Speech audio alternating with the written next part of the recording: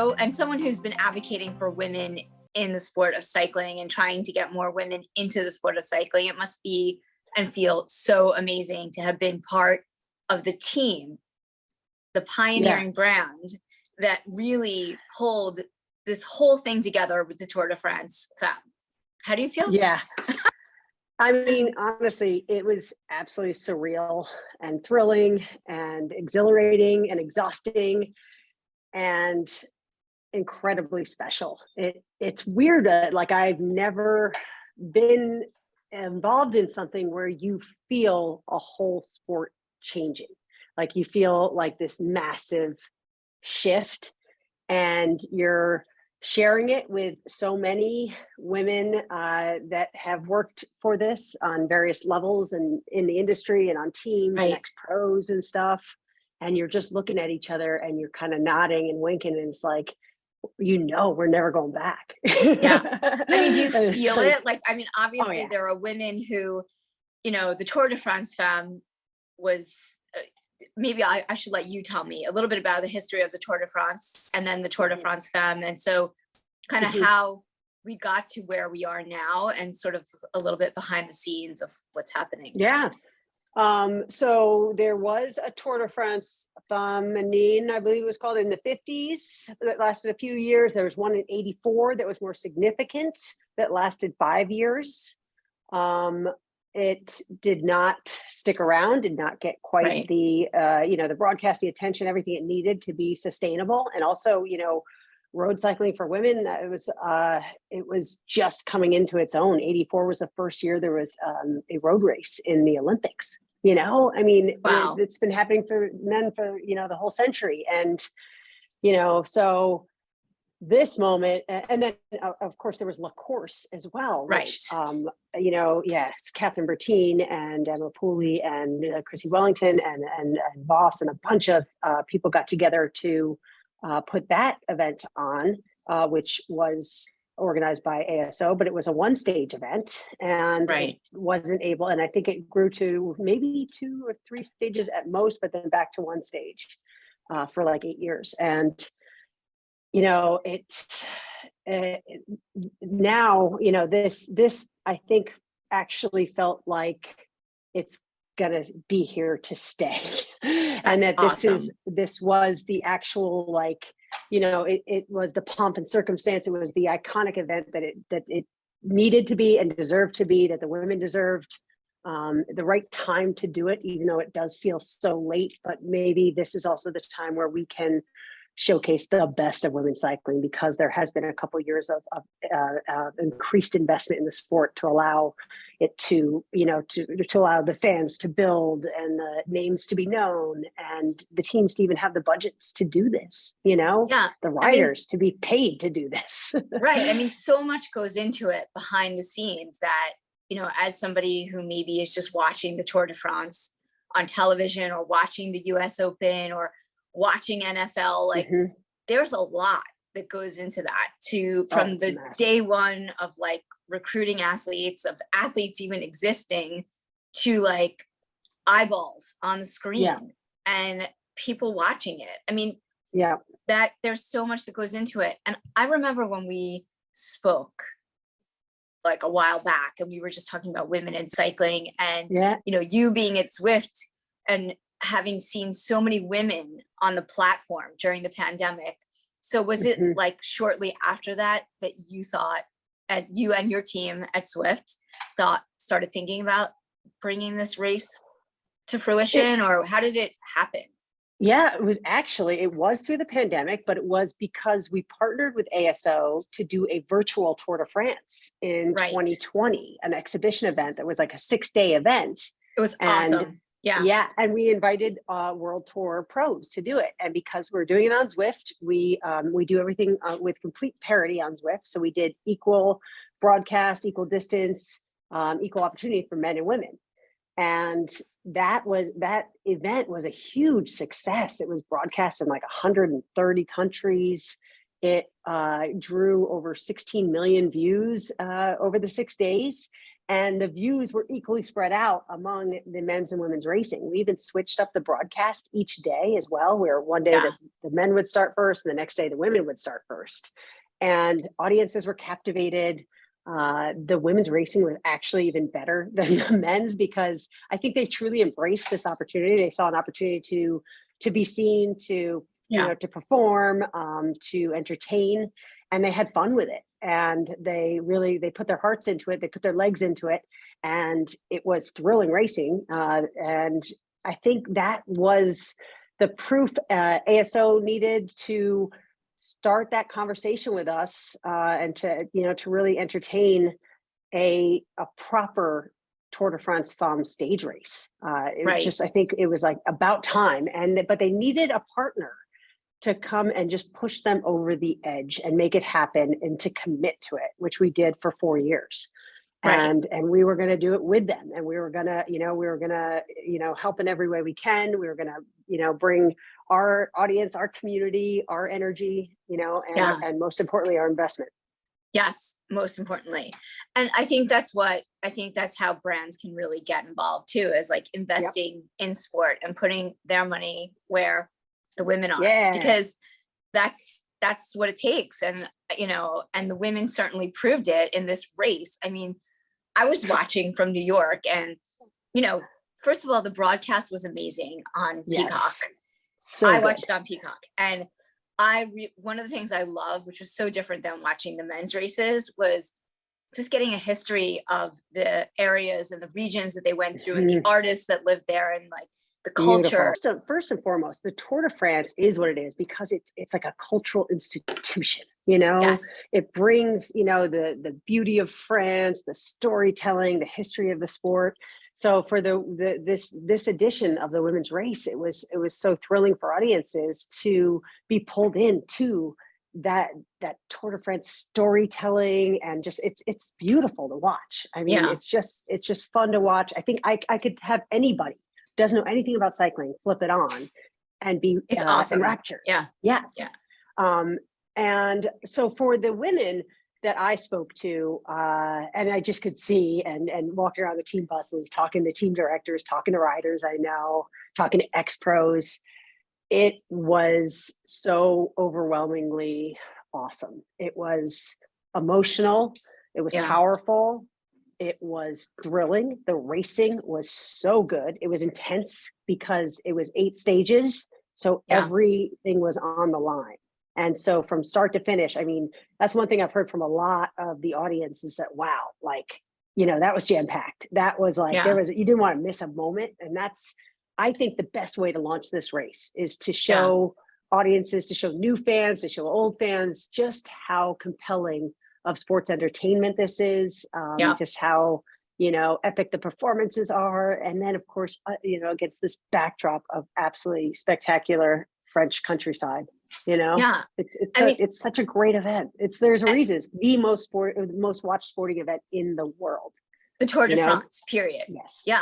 I mean, that was one of the things that I thought was so interesting when I was reading and learning a little bit about the Tour de France, because I'm not a statistician. I certainly didn't sit and watch the men's Tour de France I watch it, but I wasn't as dedicated as watching dip in and out a little bit. I mean, there are so many talented riders. I learned so much as a cyclist just from the commentary and just like paying attention to and watching how these women were like strategically racing and learning about the teams and how they pace each other. And it was very cool. But before the Tour de France Femme, I maybe watched a couple stages of the men's race. I mean, it was definitely entertaining for sure. That's great to hear. I think I told a lot of people, obviously, I'm not NBC, but still I think if everybody pitches in a little bit, that's where the eyeballs come from. Yep. And that's a cool thing about, and what makes this such an iconic moment and a pivotal moment is you could talk, you could talk about most races and nobody would really know what you're talking about. Even Paris-Roubaix is a huge race, but if you're non-cyclist, you don't know it. You don't know it. But everybody knows what the Tour de France is. The Tour de France for cyclists is bigger than the Olympics. It it transcends cycling as, this, absolutely iconic, sporting event. So, I that mean, was what was fun about it, was being able to talk to, my parents who don't really know much about yeah, cycling, but man, they tuned in, like my yeah, extended family. Like, I heard riders tell me that people that they knew from grammar school and high school were messaging them and saying, I'm watching, like, people that never watched cycling. yeah. And It's that compelling. it was amazing. And so people, like local people or people from Mhm. around the globe, come out and they park their campers on the Yep. course. Yep. That's next level. I mean, Yeah. there were so many spectators.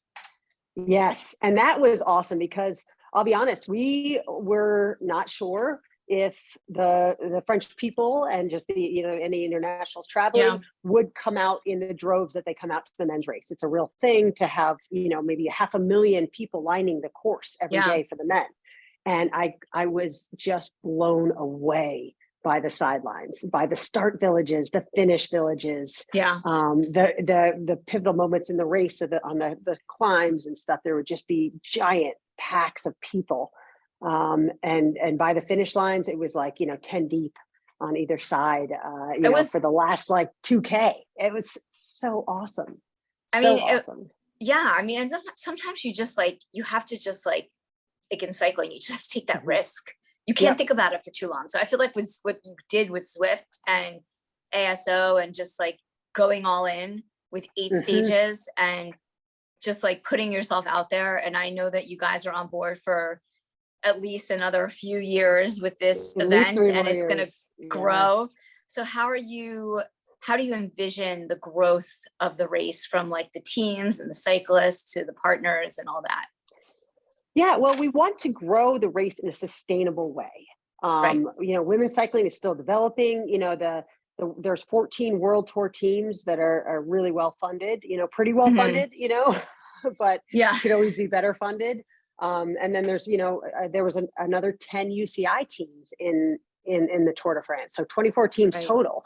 And not all those teams have the same budgets, and that Right. is like, so you don't want to grow the race too fast that the teams can't keep up with it. So I think what we did this year in establishing the audience that is there, this is going to bring more investment into the sport, and that's exactly what we want. And more opportunities for women to get paid real salaries to do this full Right. time, which is going to continually to increase the depth of talent in the women's pro peloton. So we'll look to build the race. Like, we talk to the teams and ASO about expanding the race in a sustainable way over the next couple of years. I don't know what that's going to look like yet, but I definitely imagine a few more stages, probably not right away, not next year. Yeah. I mean, that the route was probably decided for next year pretty much. If anything, But maybe the teams will add more riders, like 1 or 2, true. right? They're Yeah. already talking potentially about, Yeah. there was, right now it was 6 riders per team of 24 teams, and it might be 7 next year. Yeah. So, growing in that way, but mostly we'll just be looking to promote in new ways and to bring new audiences to it, because Yeah. that's what's going to unlock, more investment in the sport and the growth and elevation of women's cycling. I saw that Elle was a media sponsor. Elle magazine was that in my, like, I don't know if I saw that. Oh, And cool. I Yes, don't know. that's right. They were, I right? did see them. Yeah. Sorry, And this is no, but I love, no, you can ask me anything. I love that. And just in general, the non-endemic yeah, attention on that's this was important. thrilling. I mean, I Yeah. did a live CNN interview. I got interviewed by Forbes, Washington Post, Wall Street Journal was there, New York Times was there.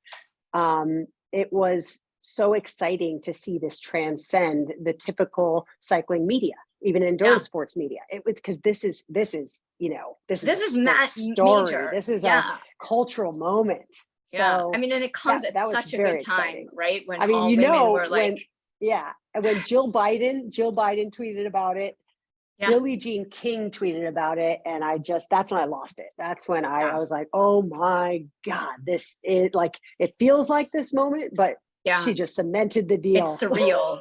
Like one day you'll be like reflecting Yeah. back on this, like, oh my Yeah. God, I was part of that movement. Yeah.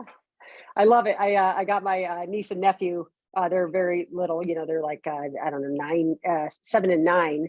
Yeah. And I gave them caps and told them all about this event, a couple months ago when I was working on it. And apparently they have been telling everybody that will listen like about the Tour de France Femmes avec Zwift. That's so cool. It is so cool. It is so exciting. Incredible. It's something so easy to get behind and excited about, and to see it come to fruition and be an unprecedented success in every way. I mean, really, truly exceeding my expectations, exceeding ASO's expectation, exceeding the Women's Pro Peloton's expectations. You knocked it out of the we're park. Really onto something. Well, so are you still doing the Zwift development team? Like, are you still recruiting talent through the platform, through like Zwift, through the Zwift Academy? Yeah. So Zwift Academy program, yes, that's going to be starting up again in September. This is our global talent ID program and training program that is a really awesome training program for everybody. But we also use it as a talent competition to win a pro contract. And we work with the women's pro team, Canyon SRAM Racing, who won the overall team at the Tour de France Femmes avec Zwift. They were awesome. They're so cool. Kasia got third in the GC in the race. They had a phenomenal race. So we will be still running that program. And Marianne Vos also crushed it. Oh, from she's Jumbo Visma. She's on Jumbo Visma, right? Yeah, she's the GOAT. Yeah. To see her in the yellow jersey and to see her welling up, because of how emotional that was to pull on the maillot jaune, the yellow jersey. She's won everything under the sun, but she wasn't able to win that because it didn't exist. That's amazing. For women. And there's, the men's pro Peloton always says that there's winning the Tour de France is bigger than Olympic gold. It's, the Tour de France is, that is the peak of cycling. That is as big as it gets in cycling. It's the most prestigious honor, to win a stage, to win the race, to win a jersey.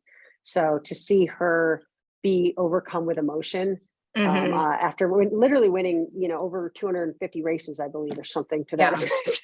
I mean, if you watched see how much this one meant, and anyone that was watching, you could see like how incredible it was. Like you could see the athletes, like you could see the cyclists, like even when they were riding. I mean, you could feel the emotion and the energy, the momentum was very palpable. It was, it was charged. The whole scene was charged. And now, did you get to ride it all? I did. Not much, of course. I was mostly running around. But I rode, we had a very cool opportunity as the title sponsor to ride the last 50K of the final stage. That would be the stage I would want to do. That looked like the climb, right? Like that's the hardest. Yeah. Yeah. 50K, about 30 miles and, was it maybe 1,500 feet of climbing, 500 meters of climbing, I think. At least, no, 1,500 meters of climbing. It was huge. So it's like 3,000 feet of climbing. 4,500. No, 4,500. I can't do math, so yeah. You may almost like times it by 3. That's so nothing 4,500 feet of climbing, like before the final stage. Before we're also as title sponsors, we have a lot going on that day. But I was like, there's no way I'm missing this opportunity. So that course ends on 2 incredible climbs, and the final climb ends on like 1K of gravel, of this beautiful like powder white gravel that ends up going up to 25% grade on gravel in the last like 200 meters. In the race, the motorbike was following I saw it as she went to to seal the deal with the yellow jersey, and the motorbike fell over because it was so steep. I saw that. It was that hard. There is somebody saw me going, like, it was also really fun because it was lined with fans when we went up there. So we got a little glimpse of what that feels like. Yeah. To be, that's so cool. Feel like you're being pulled up the climb by the fans. Cause like, I don't know if I could do that without fans there. It was so hard. And you were like, but you also have some skills when it comes to gravel. I mean, I know you're like really into gravel as well. I do love my gravel. I'm heading out to Steamboat actually tonight. So you're riding in Steamboat. I am. Yes, I'm riding it. We're also hosting a shakeout ride on Friday. Zwift is hosting a shakeout ride with Lauren De Crescenzo, who won last year's race, and she trains a lot on Zwift. So just another opportunity to connect with the community and to, to just be a part of these events that bring a lot of new people into cycling. Steamboat is a great example of an event that really just like reaches out with open arms to anybody that loves to bike and creates this incredibly fun, challenging experience that, it's such a range of riders and distances, and it's just a fun event. That's really great. I wish I lived up on the West Coast. Come visit. I always say that every time we talk. It's like, I don't know, the grass is always greener. I like New York City, but I would like to get into gravel and more like cycling. And I am coming to do that ride in Santa Barbara. It's gone from me doing it as a century to maybe 60 miles, but all right, but we'll see by the time October rolls around how I feel. Nice. Do you have like a by the numbers from this event, from the Tour de France Femme, like that you've been like sharing that you could share with the listeners? We haven't gotten anything yet except for the TV audience for French TV. And that was off the charts. I'm looking at it right now. It averaged over the 8 stages 2.25 million viewers in France alone, which is a 26% audience share. That's insane. That's amazing. I believe the men's average is a little over 3 per stage. So that's huge. There was a peak audience of 5.1 million on that final stage. This is just in France. So I cannot wait until we pull all the European data. It takes a little bit to get Nielsen ratings and all the different things from Peacock as well. But by all accounts, I turned all the TVs by on. my phone blowing up by people, telling me that they're watching. I'm sure on social. Signs point to that it was very well watched, very well received. I mean, you've even been getting a huge amount of like shout outs on LinkedIn, which is, everybody's so excited on LinkedIn about the Tour de France Femme.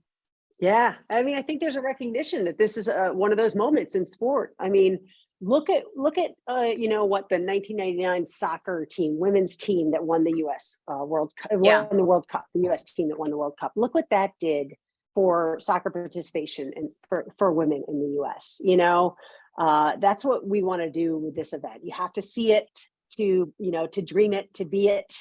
And we're hoping that, by audiences tuning in, by young girls watching, by young boys watching, that, that inspiration is going to drive participation. And it's just going to, get more people on bikes, build more fans, and then also just, more activity. So and do you think, are you doing anything on like the grassroots, like ground level? I mean, you do enough with Zwift and all the things that you do, but are you doing any other initiatives to get kids on bikes or anything like that? Or do you support any initiatives that are about that, like just getting in at the ground level with kids and women as well? We don't, I wouldn't say we specifically do a lot with kids on the platform. We do, we do have like a family plan and things like that, where there's a lot of kids on Zwift, but mostly we're looking for ways to support other outside initiatives. We'll be, kind of looking for ways that we can contribute to,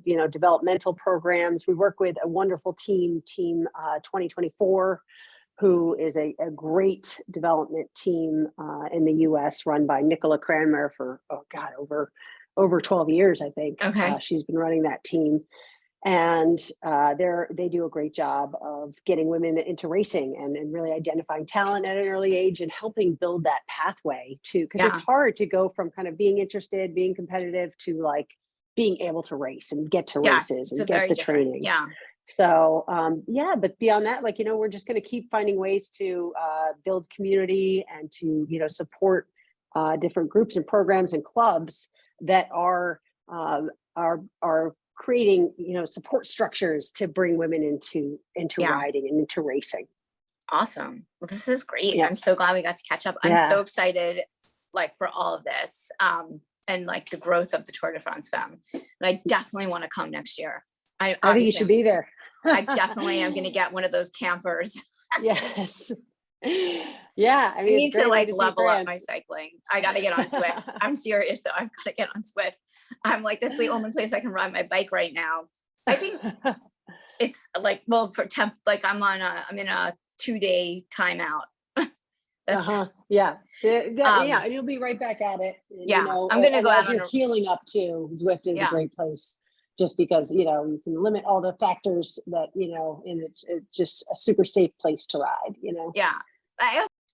You got to get on Zwift. And the reason why is because it is just so much fun. There's a huge community of cyclists and women and just cool people that are like right on when you're in So your much pain cave. motivation. Yeah, like Yeah, it's so much really awesome. motivation, whether you want to do like a fun social ride or you want to train with Kristen Armstrong, 3-time Olympic And the gold medalist. pacers, yeah. Yep, the pacer bots are so great, Oh, and those we're are so really good. expanding those. So that Yeah. means like, you can go out on a ride and know exactly how long it's going to take, and you have, basically an avatar that you can just stick with that avatar and, get your very, efficient training in.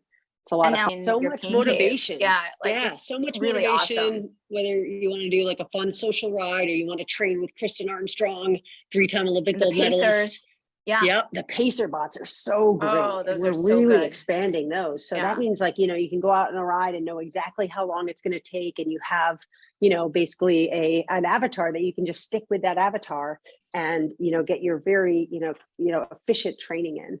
It's a lot And of now, fun. And then also have a big group to do it with. Always. yeah, I love that. Always somebody to ride with on I Zwift. really love when I get to jump into like group rides and I'm not Yeah. doing like the training that my coach put in. So I look forward to that Yes. in the fall.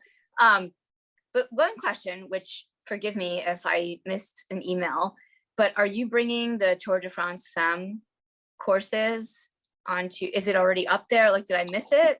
No, we have, Okay. we won't bring in like full courses. We don't quite do that.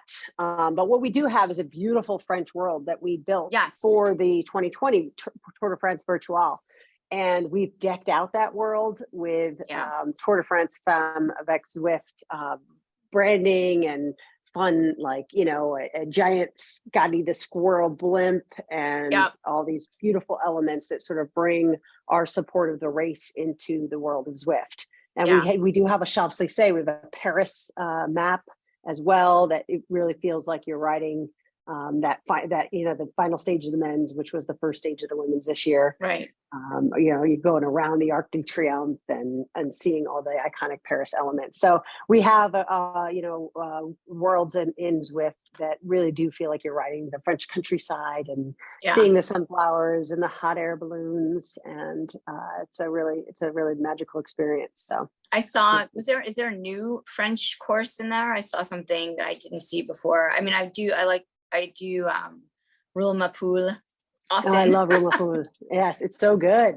It's so good. Yeah, and we haven't added a new route this year. Oh, maybe there's a good amount of routes. Saw something. I don't know, but I love the new UI too. But anyway, I know that you're like running around. I'm so glad to have connected with you.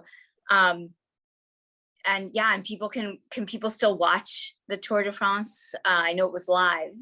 But you can watch it on GCN. You can watch it on Peacock. I'm actually going to go back and watch all of it on both, because I was running around so much at the race. I only got to catch the last 40K of each stage. So I'm actually going to go back and really, like we talked about, it's just beautiful entertainment. It's there's all the storytelling and visuals, and then just the actual action. It's just a really fun sport to watch. So I'll be having that on a lot. Videography was incredible. Like the drones were amazing. Yeah, production's incredible. Yeah, it's amazing. Yeah, and I think that's also one of the keys to unlocking, a brighter future for women's cycling, is giving the treatment that the men's tour has enjoyed for so long. And that is, creating compelling sports entertainment is a production thing. You need multiple motos with cameras, you need drones, you need great commentators, you need graphics, and all these things have not been equal over these years. And when we do see new camera angles, there was race radio. You could hear the team directors in their Yes. cars talking to the riders. That was an That innovative was thing cool. that was That very was exciting. very cool. So I all love of that. that brings you into the race, and Like you're that there. makes it so much fun to watch. And also for newer audiences to understand what's going on and to Yeah. just be really captivated by this race within the race, and and everything that's happening out there. You pan back and it's this beautiful peloton riding through the sunflowers, but then you zoom in, and it's gritty, and it's thrilling, and it's risky and crazy, and that's the beauty of cycling, right? Yeah. Yeah. I mean, that's it. That basically is life. Yeah, right. That's the truth. And that's why Instagram I versus love it. reality. I mean, that is like, that's what I love about endurance sports, is that like Yeah. you go out there, you put yourself in these situations intentionally, you're like competing, you're racing, you're Yep. competing with yourself, whether you're in a peloton or not. And, then you come back and you have like your job, right? Yeah. And you're like, if I could do that, then this job is easy. Yeah. You can do anything. It's the unpredictability. It makes you feel Yeah. alive, and it's why people watch sports, Yeah. and that's why it's and that's what makes this event so incredibly compelling, is just not knowing what's going to happen next. And women's racing especially is so dynamic, Yeah. and it's aggressive, and they attack a lot, and it's less predictable than the men's side. And Yeah. we really saw that in this race. Yeah, It was thrilling. that was great. The attacks were amazing. Some of them I was like, oh my God, how is this? And some people just like attack and they go all out. And like, Yep. if that's their goal, that's it. They're just going all out. They don't not goal. Their goal is not to finish first. It's just to like be a distraction or something. Yeah. And or also for your sponsors, if you go out on the front and you're off the front for 40K, the camera's on you the whole time, all those names on the kit, and who sponsors your helmet, who sponsors your shoes. It's just part of the beauty of the sport, just those moments that that, I don't know, they give so much attention to everybody that's investing in the sport. So it's just kind of part of the fun of cycling. A lot of the brands sell like kits on their website too, right? Like a lot of the teams will sell them on their website in case people want like team paraphernalia. Is that still a word? That's a big thing in cycling, definitely. Yeah. Especially the Canyon SRAM kit is a big popular one. Yeah, they've always had some really cool designs, very, very fun designs. Did you have, now do you have like any kind of like paraphernalia that you're selling at Zwift from the tour? No, we were giving away caps and musettes throughout the race. I have mine. Those are super fun. And those are a huge hit. So I will be looking to create some fun, fan collection next year, so that people can sport their enthusiasm and their fandom. So yeah, I'd say keep your eyes out. We'll definitely be having something fun next year. Yeah, because those were a huge hit this year. It was really fun to give them out at the race and send them out to people in advance of the race, just to start getting people, excited about what it's going, and just knowing that this is happening. Like some jerseys, like for like March. Kits would be good. So we could like get out, start riding, and people could start talking my about language. It, like conversation piece. Yeah. Yep. Well, I love having you on the podcast, Kate. Anytime you have something new and exciting at Zwift and you want to come on and talk about it, I'm here. I love it. Yeah. And it's just super fun to connect. I'm so psyched for you.